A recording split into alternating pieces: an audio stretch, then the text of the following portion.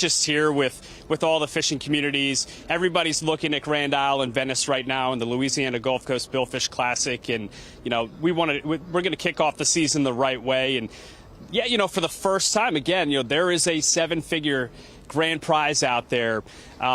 And I'll also throw in a wrinkle, it's free to register. We did that on purpose. We wanted to make the Sport Fishing Championship the most accessible championship as possible, and that, that anglers from all of these communities have an opportunity to come in, whether you're a weekend warrior or if you want to fish the circuit, you have the opportunity to register and compete for, what can really be, a life-changing grand prize with the $1 million grand prize, but 1.35 up for grabs across the season.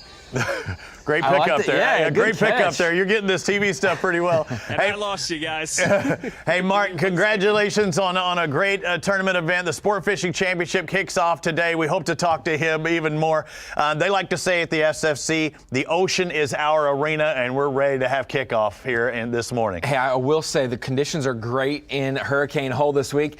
This might be the last blazer that he can wear because it is finally out of winter in the south, and we're starting to hit that summertime. But great to talk to Mark, and really the energy is there. We've talked about it, but the effort and the investment that not only Mark and SFC, but these anglers have put into it, it's good to see it all come to fruition for this season. And it's a showcase of the facilities, the areas around. I mean, we know, it says it on the license plate, I think, still, the sportsman's paradise for Louisiana. This is sport fisherman's paradise at Hurricane Hole and Venice, as the anglers are already starting to rig. They're about to head out. I mean, this is go time. They're starting to prepare. Yeah, they've had a couple days of practice to be able to scout it out. They all come back to Hurricane Hole and to Venice. These are the takeoff hubs. They're going to leave out. We're going to do the blessing of the fleet, see that whole spectacle, and then it's game time, Robbie. They're going to go out all day today. They get to their spot, and they'll have today, tomorrow, and Saturday to kind of pair all of their fish together for the event to try to win this tournament. At first, I'd like to thank you for joining me on Gilligan's Island, because if not, I'd be solo. But we're going to talk about Peter Miller, also going to be joining us. He comes in later this afternoon. The Gale Force twins giving some insight down there on site, and maybe talk about, the lures, the presentations, things they're doing, locations. We're going to be trying to give you the entire scoop. It will be very interesting. We're going to have an awesome map showing you all of the oil rigs and the different kind of quadrants that these anglers can go and target, the different areas. It's different than a lake or a river where you have designated markers. This is just the Gulf of Mexico, but these anglers have specific spots. It's not luck at all. It's a lot of opportunity and preparation that are going to collide this week. And somebody's going to pull up on an oil rig, somebody's going to pull up on a reef, and they're going to get right in a hurry to win this week's tournament. Again, you saw the Bandito there, harbored in Orange Beach, and again, that's going to be one of our stops. And Mark talking about the rivalry. Who's going to take it for the first ever event? Who's going to win the Gulf? Who's going to win the Atlantic? I think there's going to be some trash talking starting this morning. Yes, and we also have an added aspect as well. He mentioned it the next week in the Dominican Republic, and then we talked about it a little bit earlier, the season-ending event in Puerto Rico. It's kind of a dual event. We're going to have the Gulf and the Atlantic. It's available for both divisions if you want to compete, and it's going to be a very different set of rules, a different set of playing field. It's going to be very interesting for the teams that are competing there. Again, looking live here, the Sport Fishing Championship has some drone footage as well. So, Ronnie, even though we did see the drone presentation from Sky Elements last night, we're going to be bringing you a lot of shots from on the water. Several drones going to be showing you what it looks like from an outsider's view. But you mentioned a moment ago, Punta Cana, Dominican Republic. That's our second stop. You want to talk about not having to travel far to catch fish? I mean, literally, you could almost see them, Ronnie, and they're going to be catching marlin. That means when we have live coverage of that event, it's going to be fantastic because we will be able to be in the boats very quickly after the blessing of the fleet and the takeoff there. The species there, I mean, what a beautiful place for not only vacation. Everyone wants to go to the Dominican Republic and Puerto Rico to fish, but going there for fishing, this is last year's results. Obviously, the fishing is good there as well. Yeah, and they do have their tiebreakers, but you see PRLTA number 1. Again, I don't know that acronym. I'll have it dialed in for next week's show. But again, they had that tiebreaker. You think it had to be like total numbers of fish caught or something? Yeah, we'll get into the rules of SFC and how they break tiebreakers, and it's a nail biter. If you get on the same quality of fish, and you can maybe even in the Dominican Republic see your competitor, that's going to be another added aspect of pressure. These are the hunters of the sea, and very, very fast. I mean, compare them to a cheetah on land or something.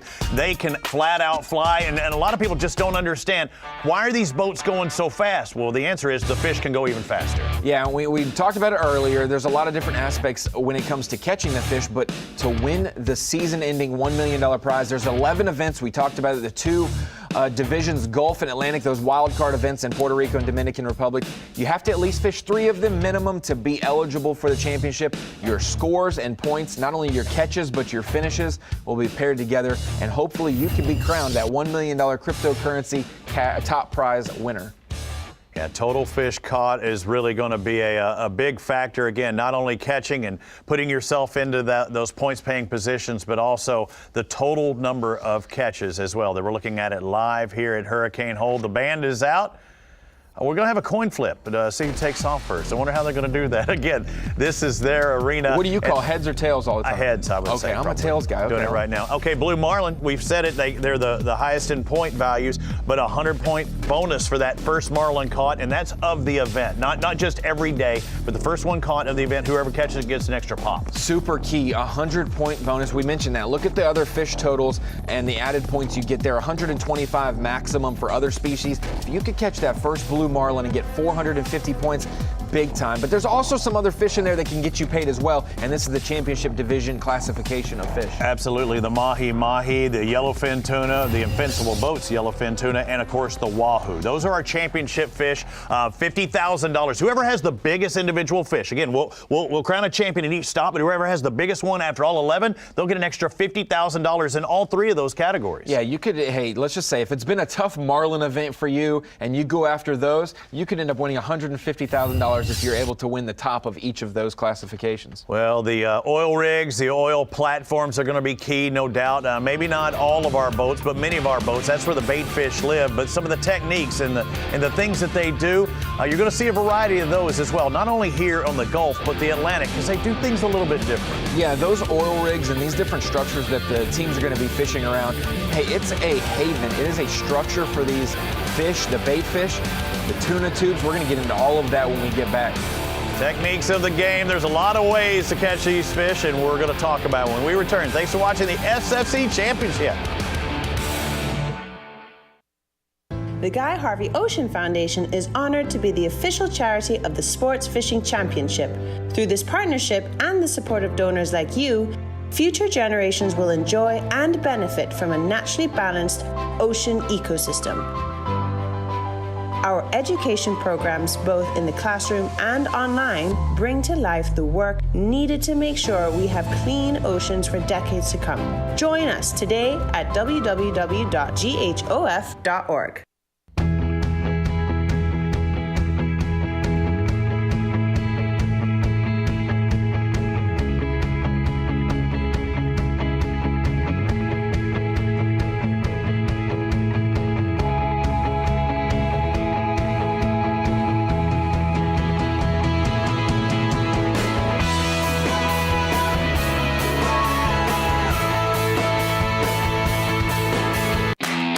Serious.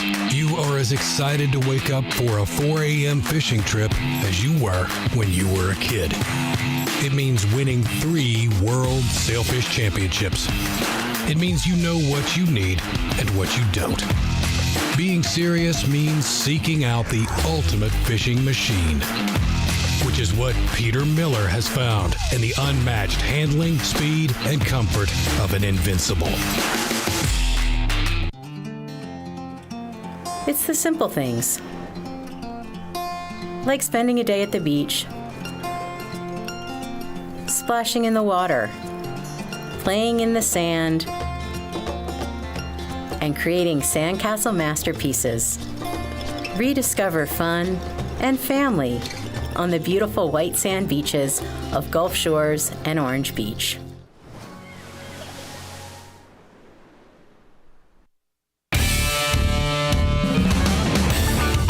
SFC coverage of the Louisiana Gulf Coast Billfish Classic is brought to you by Invincible Boats,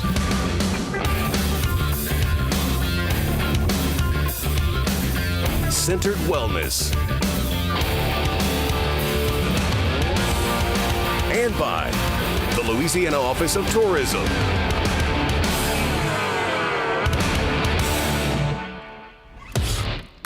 Grand Isle, Hurricane Hole, and Venice, Louisiana play host to the Louisiana Gulf Coast Billfish Classic, part of the Sport Fishing Championship, the inaugural year. The first stop And the tension is palpable. Everybody trying to catch the elusive billfish one way or another. There's 5 different species of billfish they'll be hunting for, as well as some championship fish as well. But again, today is the kickoff, and golly, if you could get that bad boy on the line, one thing you're going, okay, I'm seeing dollar bills. You know, those exactly. I'm seeing points, but I'm also saying, how quick can I get them in? Yeah, and that's the deal. Is some of these fish catches will be 30 to 40, maybe an hour long. And you want to make sure, hey, if you're catching the other species, like we're mentioning here, looking at the points, swordfish and sailfish, 75 points apiece, spearfish and white marlin, 125. Robbie, maybe you can catch 2 of those if you get on a school in the time it would take to reel in a blue marlin. Right. And it'll help kind of fill the gap points-wise until you get on that 350-point blue marlin. Absolutely. In theory, the white marlin's easier to catch as we're looking at live scenes at Hurricane Hole. The band is coming in. It's a big day. It's a big show. I'm getting that Mardi Gras kind of vibe right now, too. I need to throw some beads out. I mean, the crew, they're rigging up, getting the fluoro set, lining, you know, this is all in the preparation. I want to say, you will not see any luck with the Sport Fishing Championship. Luck has a lot to do with the preparation, and that's taken care of. You can have some bad luck when in terms of weather or bad fortune, I like to say. Bad fortune. But yes, as fishermen, you just don't believe in luck because you have worked your whole life and prepared, honed your skills, and hey, what a great place to start off and showcase your skills in Sportsman's Paradise. Everything's a party here, but yeah, it gets real serious. Once we have the blessing of the fleet, these guys are already, they might not even hear the band, Robbie, they're so zoned in, but yes, the preparation is there, and once that opportunity happens, once they get one of those blue marlin on the line, every single instinct that they know that they've learned comes into play. They might not hear the band because they partied hard last night too, because it's not just a tournament, it's an adventure. And they were having a good time last night at the kickoff, and again, the kickoff for our inaugural season. So again, about an hour-and-a-half drive from New Orleans. If you're going between Venice and Grand Isle, you might want to take a boat because it might take you about 4 hours to get there, coming up and back down again. But again, these guys be traveling on the water.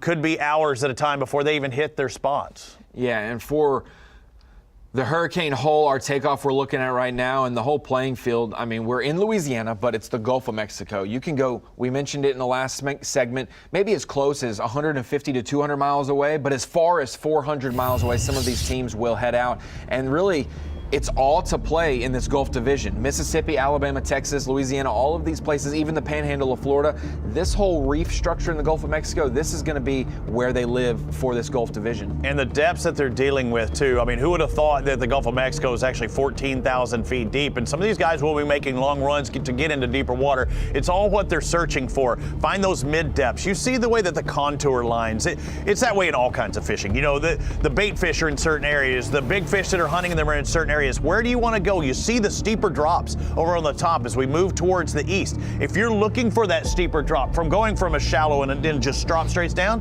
you've got that. If you want to stay a little shallower, stay in. And some of these fish that we're going to break down in just a moment, they'll be in 1,000 feet of water, but they'll be in the top 10% of that water column, very shallow over top of really deep water. But blue marlin, this is the kind of premier species we're looking for this week, up to 14 feet in length. We mentioned at the minimum 8.5 feet in length for the blue marlin to be a keeper. And then again, near those steep drops with the thermocline, that's a temperature variance in the water there as well, something that they're going to be looking for. The competitors will be, but a big fish is a blue marlin, where the white marlin has the same name, but about a 9-foot, 15-year lifespan and only 181 pounds. I mean, I'm gonna probably reel in a 180-pounder a lot quicker than I'm gonna reel in a 1,000 or 1,300-pounder for sure. Yeah, exactly. I call the white marlin Ronnie because that is about me. 6 to 9 feet tall or long, and about 180, 190 pounds for these white marlin. But they count for 125 points. Then we go to the spearfish, 125 points as well. Similar size, 7.5 feet. The weight a little bit lower than white marlin, but can be found in those depths, 100 feet to 2,000 feet, feeding on the surface, though. We will visibly be able to see some of these fish using their dorsal fins to kind of corral bait fish, and it's going to be great visuals we see this week. Yeah, you can see them in the depth of the spearfish. Unbelievable. The sailfish, there's what you're talking about with that dorsal fin. They use that sail almost like you're holding your arms out if you're trying to herd cattle, just trying to, get those bait fish into a ball, and then they'll rip through them.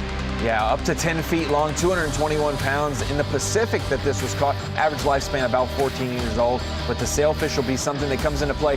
When we see them surface, you can maybe get 2 or 3 hooked up pretty quickly and be able to land a couple 75-point fish to fill the gap until you catch a blue marlin. And in the swordfish, again, the final of our billfish species, the lesser .75, but this is another big boy. 1,100 pounds is the record. And we're showing you the record. That's not necessarily typical. Yeah, this is the biggest fish, the world record. But again, the swordfish, one of the billfish categories these guys have been going for, but lesser points. Yeah, and the one big difference with the swordfish, kind of they look similar in other aspects, but their dorsal fin does not extend down to their tail. It is just like a shark's fin, just sticks straight up out there and does not extend all the way down though. It's not a porpoise, it's not a shark, but it's a billfish. The Louisiana Gulf Coast Billfish Class, again, taking off from 2 ports, Grand Isle, Louisiana, and Venice. Again, about an hour-and-a-half drive, whichever way you want to go. But when you head out into the water, it's a different story. You have the depths that we saw to work with, the contours to have to work with. We kind of break them down into areas and quadrants, and we'll be able to identify where our 8 boats are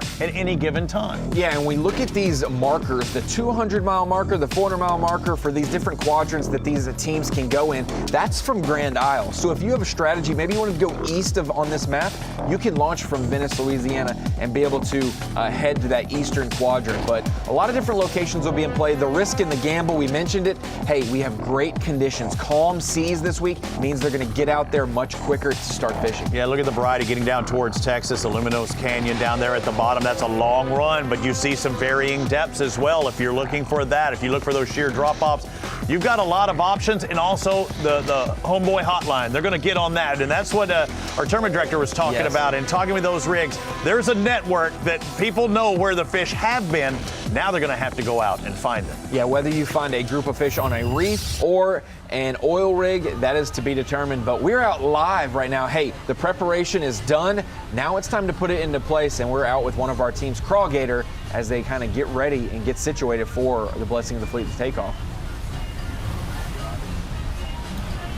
And we're not going to be talking. This is our welcome show and a howdy everybody. How you doing? But when we will be covering these throughout the days and the weeks, we'll be going on board and we're going to, as they say, let it live. We're going to see what they're having to say. And it's not always about catching fish, Ronnie. It's about the struggles that these guys deal with, because just like in football, and I'm going to keep bringing up football, you got one team that's doing great, but what about the other side that's getting their tail handed to them? At times, that's going to happen. Yeah, and these teams really, you want your best friend, you want your closest mate with you so that you have that camaraderie. You can stick with it when you are behind, because it can happen really quick. You put a couple blue marlin in the boat, you can catch up very fast. And they're going to have to be making those adjustments on the fly. And it's all about the rigs, the platforms, and what they're all about. No, that's not a toy boat. That is a real boat. And it shows you the enormity of these rigs that we're dealing with. And there are differences between a rig and a platform, but this is where the bait fish live. Yeah, really, if you look at that, did you know the marine researchers have reported fish densities to be much greater around those oil rigs? Hey, when there's plentiful bait fish for these fish to eat, they're going to be much thicker, much healthier, much bigger possible fish. So it is one structure that we will focus on this week. But the oil rigs, yes, it's a movable platform. These that go place to place by barges, secured by a temporary location. We'll see anglers not only compete and fish around there, they're going to maybe dock up there. Because it's such a long run, they will stay out there each night before they come back on Saturday evening. Again, it's about catching the bait fish as well, and that's a tuna tube. That's where they catch these bait fish, put them in those tuna tubes, and keeping them alive, because they're going to be an important factor later on actually catching the billfish. Yeah, one thing that we learned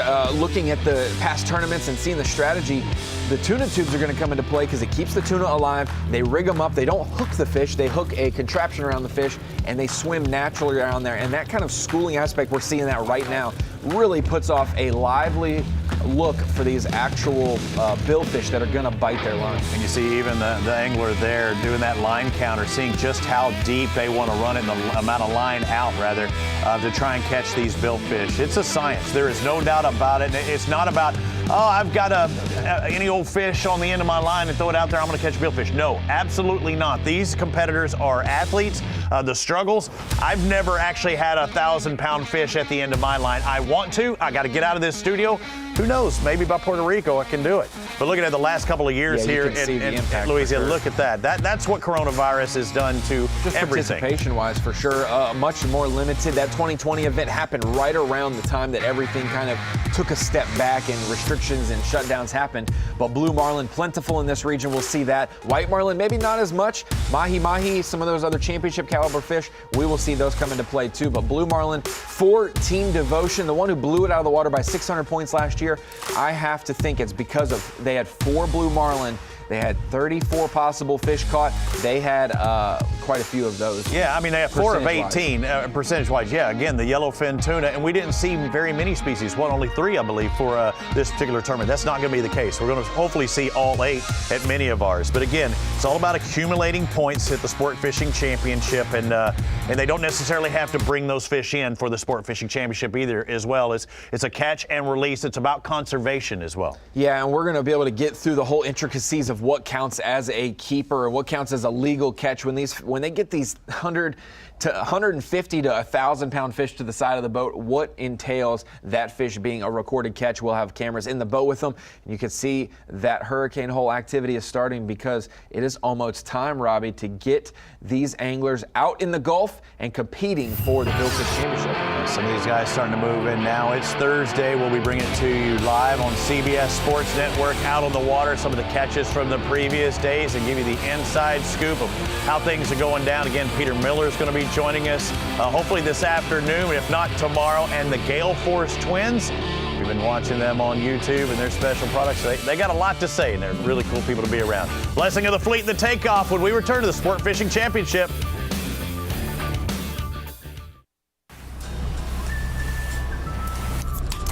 A day out on the water could go great.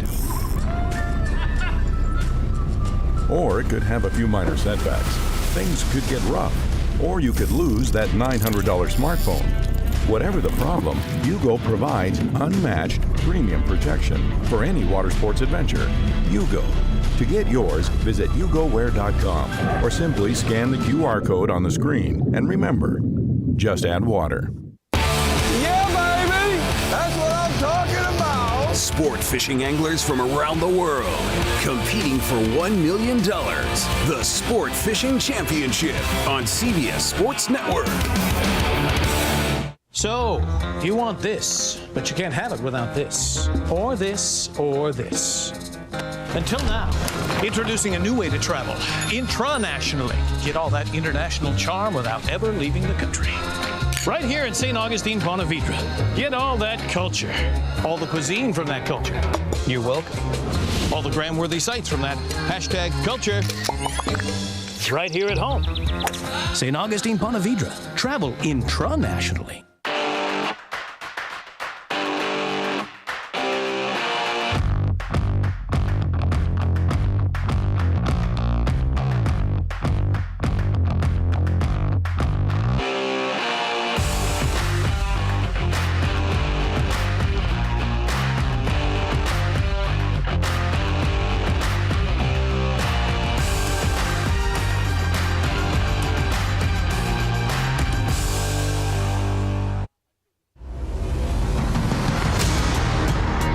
SFC coverage of the Louisiana Gulf Coast Billfish Classic is brought to you by Garmin,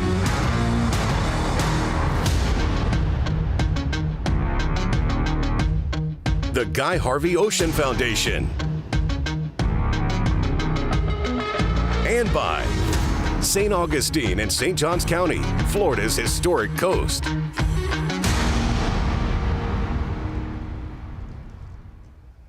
The beautiful Louisiana Gulf Coast, the kickoff to the very first event for the Sport Fishing Championship. No, that's not a boat I thought running. you were on a jet ski. I heard that's what you did last week. That's one of our drone shots. You were looking at me like, what is going on there, though? And that is not a personal watercraft.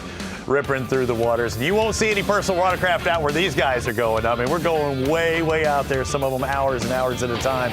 You see that $1.3 million in prizes? That's what these anglers are searching for. These competitors are ready to hit that water for the very first time in search of that $1 million prize at the end of the rainbow. Yeah, this may be the inaugural event for the Sport Fishing Championship season and the 7-figure payday, like CEO Mark Neifeld said earlier today. 7 figures for these people. They've been doing it their whole life. Like he mentioned, the people on the Eastern Seaboard, he met not only the anglers and the teams, but the dads of those anglers and teams and the granddad, the ones who have done it, and this is in their livelihood, their whole family dynamic.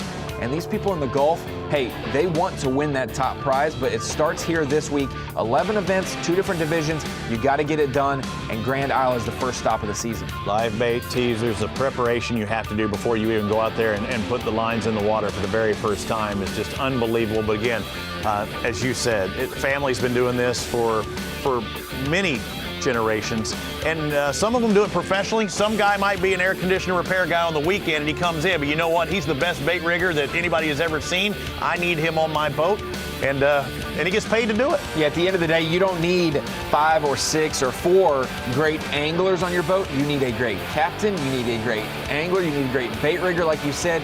You need good camaraderie to get it done in this environment, because it's not always calm seas. It's going to be rough, and these teams have to work together well. But as we see some movement happening in Hurricane Hole, yep. I think we're about to watch these anglers take off to their first locations. Again, this is the first stop for those of you watching on sportfishingchampionship.com. We'll be bringing you live coverage on that web avenue, as well as Facebook Live at times. And every Saturday of the tournament will be on the CBS Sports Network.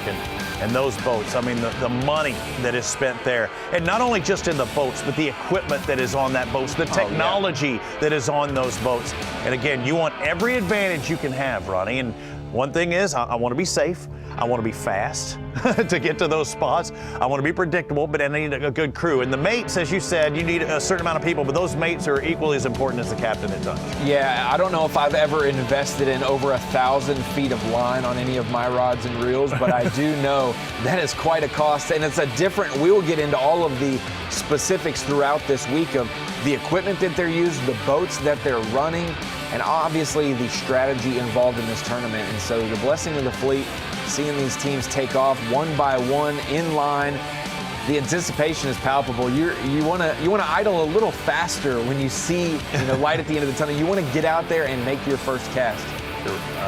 Robbie's going to have something to say about that. Hey, there's probably a set tone or set pace you have to release at, but the vast expanse that they're dealing with here in the Gulf Coast and through all of our waters, I believe I heard 1.2 million square miles as a playing field from everywhere down in the PR and the DR all the way up to the Atlantic and the Gulf Coast, but 1.2 million square miles, that is huge. Much respect to other sports, the team aspect of other sports, the stick and ball sports, there's a lot that goes into those.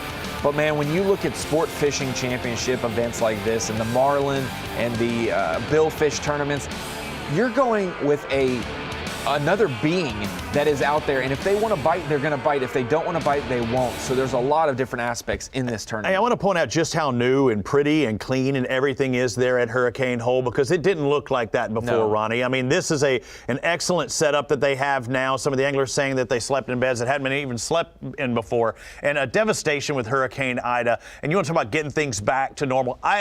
We're sitting in this studio, and I've never, in covering fishing for a long time, I've never wanted to be in an event more than I do right now. I want to be in the Gulf Coast of Louisiana. One thing that you see when you're in the Gulf Coast of Louisiana, you see these communities that have been devastated. A lot of times when you see lines and lines of trucks and boats and people leaving town, that's not for good reasons. But when you see people like this come into town with their boats, and with their vehicles, with their equipment, it brings an energy to the community, because this is a resilient bunch of Cajuns, and they definitely want to have the Sport Fishing Championship here this week. Hey, you're going to need that umbrella to keep the sun off of your temperature. I think you're going to be mid-80s when I looked last evening, but calm winds, and Mark had even mentioned to that, and I live in Texas. It's been wind blowing hard. I mean, it's 30, 40-mile-an-hour winds were not uncommon, but the forecast here is supposed to be fairly calm. I mean, 5, 8 miles an hour, they can deal with that, no problem. Yeah, all of my fishing friends have been sharing posts over the last couple weeks of, hey,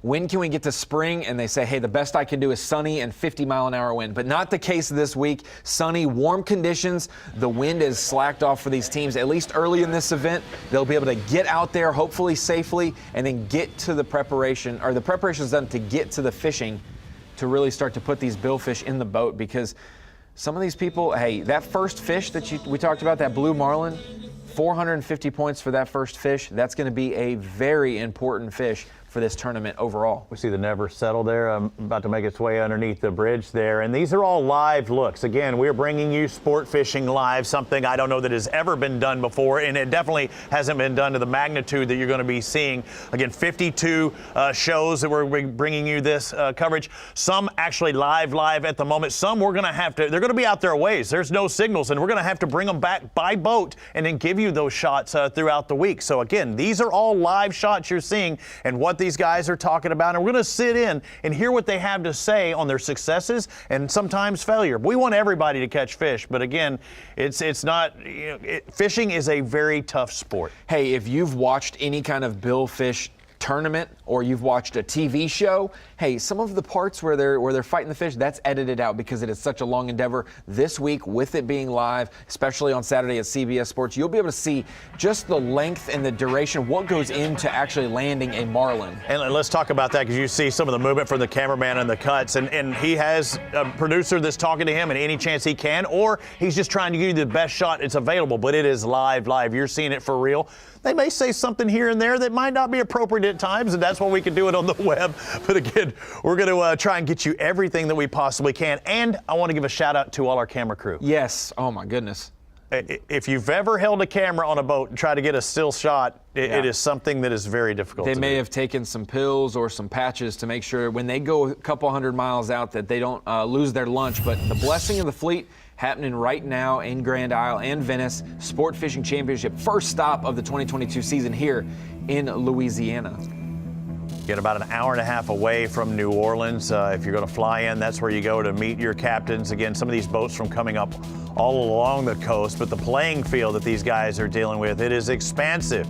And the different quadrants, whether you want to go all the way to the flats of Henderson, get into some of that deeper water, or Walker Ridge in the center, but Alminos Canyon, that's towards the Texas side. You can see the variance in the depths in that bottom left. If you want to go there and you see the darker, the deeper areas or from highs to lows. And the drop-offs. But what does it take to get there, Ronnie? If the fish are there, they'll make that run. But if you're going there guessing, that is a different world. And the big factor is oil rigs.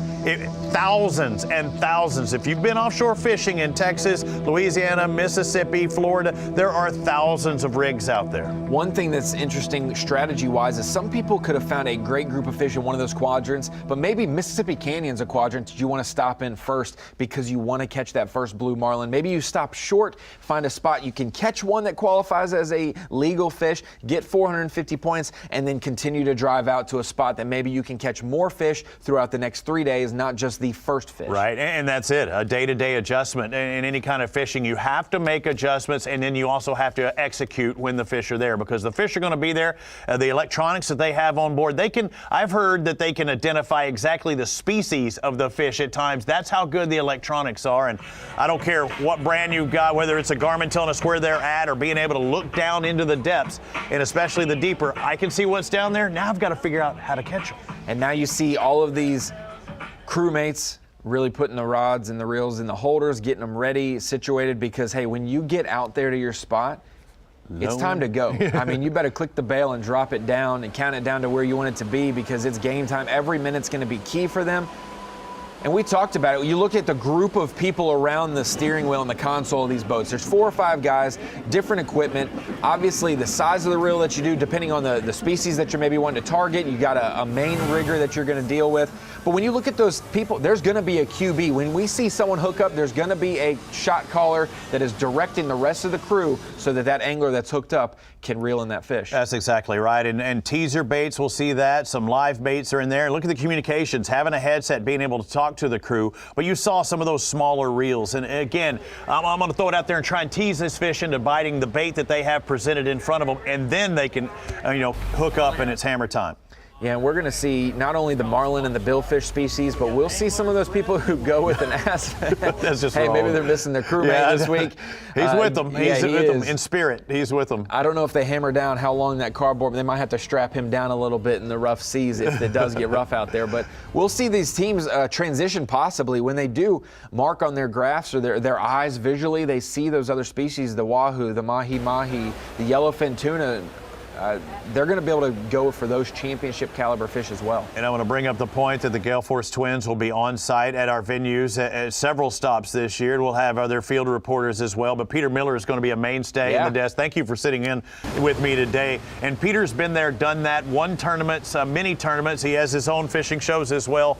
He is entrenched into that, and he could break down exactly what's happened, whether it be Atlantic or Gulf. Yeah, and when we do the look ahead with Smith Optics, this is going to be something that we're going to be looking forward to. The look ahead with Smith Optics, it's going to be a very interesting tournament as it goes through, Robbie. Yeah, look ahead with Smith Optics. We look ahead to the Dominican Republic on May 7th. It's next weekend, so a quick turnaround for some of these guys because it is a dual tournament. You see the Gulf and Atlantic. If you're a Gulf guy, you can use that as one of your Gulf tournaments. If you're Atlantic, you can use it as one of your tournaments. You get to start off with the Gulf this week. Next week is that dual event. Then we have the week after that is the first Atlantic over in St. Augustine. So our look ahead with the season is, the strategy of it. Hey, why don't you fish as many as you can fish?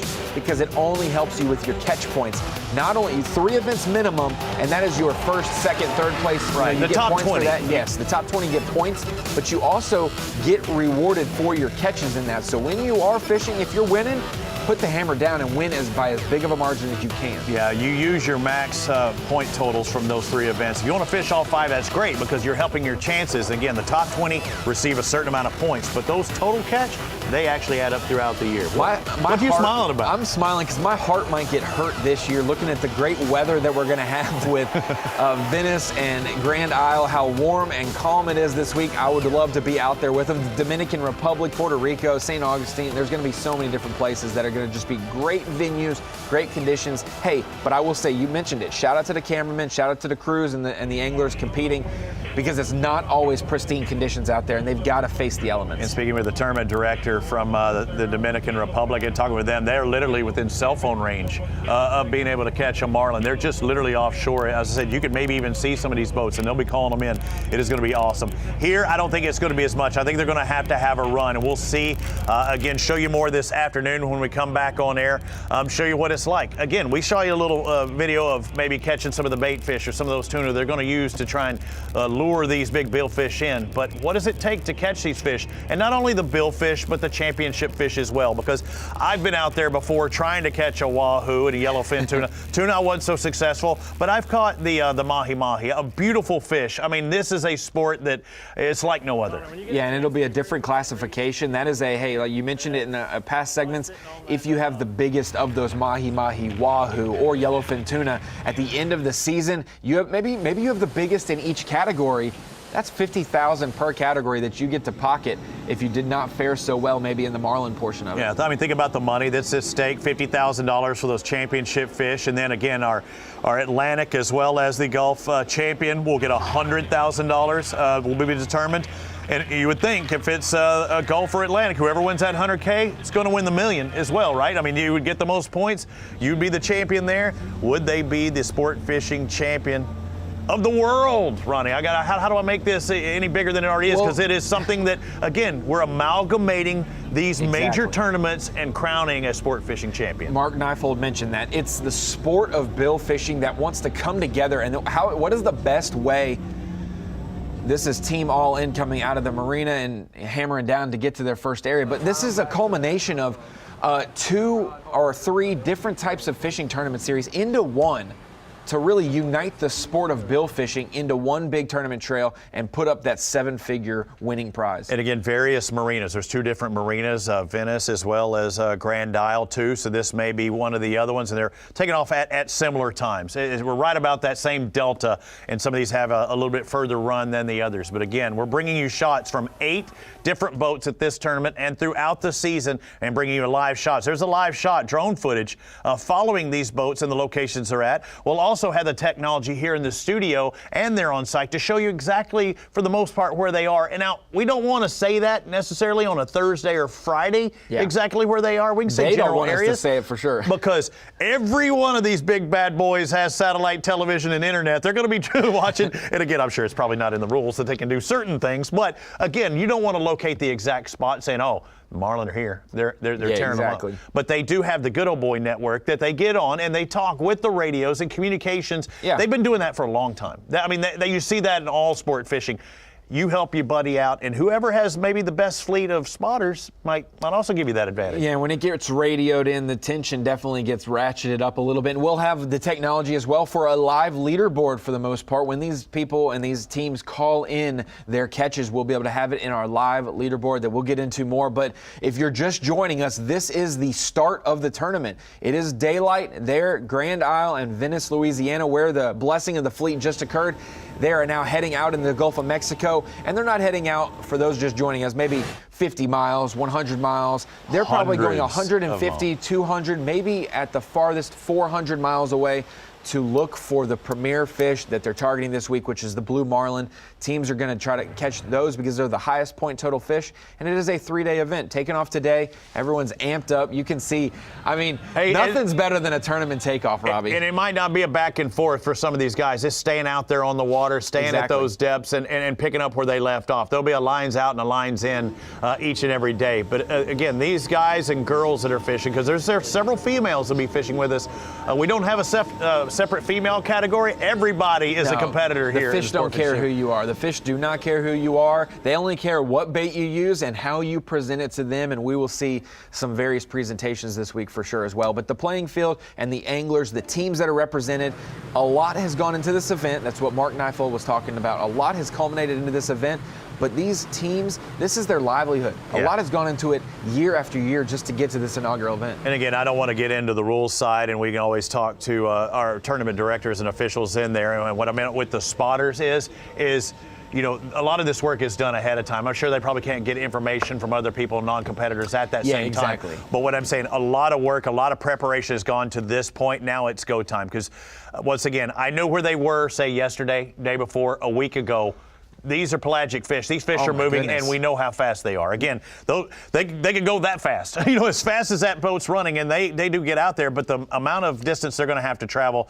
I went out with my buddy Scott Luster a couple of years ago at Gulf Shores, and even just to get out to the oil rigs that we were trying to get the tuna at took 3 hours, 3.5, 4 hours just to get out there on a boat that I thought was going pretty fast. Yeah, it's going to take a little bit for them to get out there. We'll definitely be able to cover it this evening and kind of get some fish catch updates and see some action possibly for the evening portion of our live broadcast. But you mentioned it. There's a lot that goes into this investment-wise, the speed, the rate that you get out there. Hey, these fish are pelagic. They could swim hundreds of miles in a day. They've tracked these marlin at times. They can move and relocate, but also for those fish that are maybe in the top 50 or 100 feet of the water column, they could just drop back down to 600 feet, and they're no longer where they were, and you have to change up your strategy along with that. Yeah, the feedings and the depth, the same thing that those shrimp boats have to deal with. There's bait, there's fish, there's shrimp in different areas. Now you just got to go out and try and catch them. And the speed, you talk about the boats and the $1 million that it costs for several, many of these boats, multi-million dollars for these boats. Speed is key. I mean, but you're burning fuel. Fuel's not cheap these days. No, not at all. Somebody can slow and steady wins race. Not in this race. Nope. Slow and steady, you got to get to those fishing grounds quick. Yeah, that first fish across the board definitely has everyone on edge until they hear it radioed in or until they're aware that they do not have the chance at a blue marlin, the first one of the day. That 450 points that these these teams can receive from that. We mentioned it when we looked at the points breakdown. 350 points for every blue marlin, but that first one, an extra 100 points. That extra 100 points is like catching a second fish, because the other point totals for white marlin, spearfish, swordfish, sailfish, 75 to 125 points. So you're basically catching a second fish if you can catch that first blue marlin of the tournament. On board live, one of our boats, one of our 8 boats will be bringing you the coverage. Again, we will be sitting on these boats, listening, watching them fight these billfish or championship fish as well. And we'll be doing it live here on the sportfishingchampionship.com. And the in-ear communication is kind of like us, Ronnie. They're in contact with the captain, and they know what to do and direction, because all hell's going to break loose at some time. It's inevitable. It's going to happen. You want to stay calm and cool under the pressure of, hey, when you start to hear that drag pull and you realize, hey, I have one on, that's when you need to be a steel trap of energy and keep it contained enough to land that fish. But we mentioned it earlier, and we'll mention it again, 8 live cameras out on these boats. So we're not just with one team all week. We're going to be with 8 of our competitor teams this week, seeing maybe a back and forth between the leaders. And there's one of our first offshore rigs. And all are not created equal. There's certain depths that don't hold the billfish and the other fish they're going for. We will see lines out at a particular time, but the breathe easy trying to get their spot. But those rigs all aren't created equal, whether it be a rig or a platform, the depth that they're at, what's holding underneath. These guys, I had a direction I was wanting to go with that too, but they're gonna be searching for that right spot. But do you sit there and look for that first marlin, or do you go out there and say, if I catch it, I catch it? I need to be around numbers of blue marlin. I don't know that I would focus on the first. I would go where the most are, that I know I think I could catch them. Obviously, ideally, your best blue marlin spot would be your closest spot to the place, but and then work your way out, maybe? Exactly. Some people will make a stop and try to catch that first fish once it's radioed in, or they radio it in that they caught their first one, and they're the first one on the board, get that bonus points. Then they make that trek out there. But for some of these teams, they're going to just go, I'm going to go anchor down in this one area. This is going to be where I'm at, because this is the best population we found. You got to watch out when you're saying anchor down now. Yeah, too. You can't do that with these fish that are hauling. Make a home. They're gonna pick a spot and make a home. And I did remember what I was going to say. You talk about when they do actually have that hook set and have a fish on. That's not fish on. Yeah, that's not the pickup kind of moment. The pickup moment is when they spot it on the graph, right? Because they'll have the alert set for, okay, there's a fish at this depth. Now it's go time. Now they're trying to hit their mark at that certain depth, and that's when it's going to be cool. That's when the adrenaline starts flowing, and that's when, as anglers and professional anglers, you got to calm down too, because now it's go time. Everything else was just preparation to that point. Now it's go time. And we're going to see some of those, like you talked about the different equipment that these boats have. You'll see the captain or the spotter up at the top. When we see some of these sailfish or swordfish, some of the fish that like to corral that bait fish at the surface, that's another aspect. We see them on the graph and you get excited, but when you see them and they call them out and you have to direct your bait and line to tease them, it's nerve-wracking. And I will say, we've talked nothing but positives this week so far to start this show. We're excited. There's going to be great fish catches. There will be some costly fish losses. Horsing a giant blue marlin in, maybe one that takes a long time, that's 500, 600 pounds, you can horse it in and accidentally break one off or lose one, and you do not want to do that. Again, the teams are heading out from 2 different locations, a dual event. Crawgator coming out of Venice. That's up there on the right-hand portion of your screen, going live with Crawgator out on the water right now. And they're taking the slow and steady approach, but it's not as easy to get out of Venice. It was a straight shot, I think, out of Grand Isle, just the way that things are set up. But I'm not sure how they determined which one, if they were assigned a spot or not. But you have to take care of business wherever you're at. Yeah, and some of strategy will be in place. Some of those people who want to be more easterly on the Gulf can go out of Venice, and it's probably a little bit closer. But yeah, I like the boat name. I like the team names that we've got Team Badonkadonk, we've got Team Crawgator. That's what when you come to Cajun country, it's not all about the billfish. It's about the crawfish, it's about the gators. But this week, Team Crawgator looking for the biggest billfish they can get. Sportsman's paradise, and especially Venice, where they're taking out another saltwater fish, the redfish. Tasty. I love catching redfish, but another sight fish that you could do. But that is the place. I don't care if you're going freshwater, saltwater. Venice has always been the #1 spot. You can catch many varieties. Yeah, when my buddies from Louisiana are always texting me, when are you going to come down and when the reds are running, or come down and get in our offshore boat with me? I'm like, dude, if I had time, I would spend a week with you catching all species, because Louisiana is the sportsman's paradise. There's so many opportunities. But to have Grand Isle, to have Venice as our host, Hurricane Hole as our takeoff location. That looks like almost a redfish rod there on the left, too. Again, different varieties of bait cast reels that they're dealing with. And again, one is more castable and maneuverable. The other's meant to drag. Yeah, the other one's got basically extension cord on it so that they can land these fish. And look at there, open face reels on the left-hand side then. Again, another flickable bait.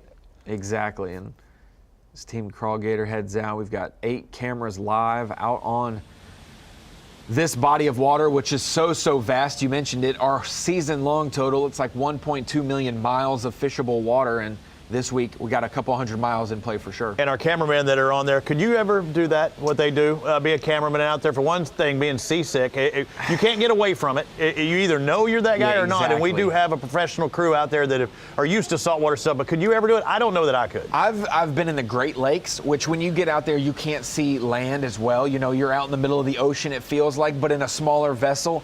I know I've been out in the ocean one time on a cruise ship, and I got seasick as a 10-year-old for the first night. But after that, I was good. After that, though, I was good. And it wasn't sick. It was just, I'm a little wobbly. I mean, you do definitely have to get your sea legs, but and these are calm. These are calm seas. Yes. It is calm, but that's still, you can't get away from it. But these people, they all know. But if you're, say, maybe a guest, maybe make a guest appearance and hop on to see what it's all about, it could be a rough time. Because I've been on boats with people like that in Mexico off their coast searching for these fish. Not pretty. When you go down and you're not feeling well on the way out, they're not just going to bring you back real quick 200 miles. You're out there for the long run, and I think I'd have my sea legs down. They might be a little wobbly the first day, but I think I'd be good. Hey, these guys are pros, and they're heading out to their fishing spot, unlike you and I, Roddy. We like fishing, but we are not up to their level. That's absolutely for sure.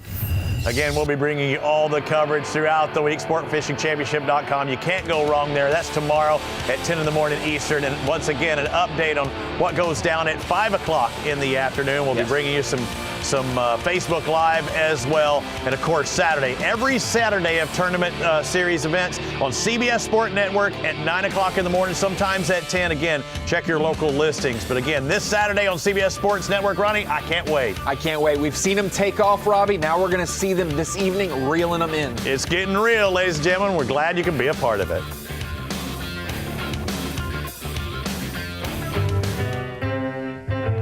Whether you like to ride the wind, find your secret cove, or reel them in,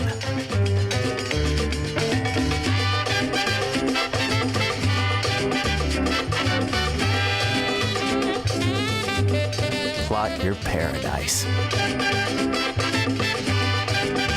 with GPS Map Series from Garmin. Yeah, baby! That's what I'm talking about! Sport fishing anglers from around the world competing for $1 million. The Sport Fishing Championship on CBS Sports Network.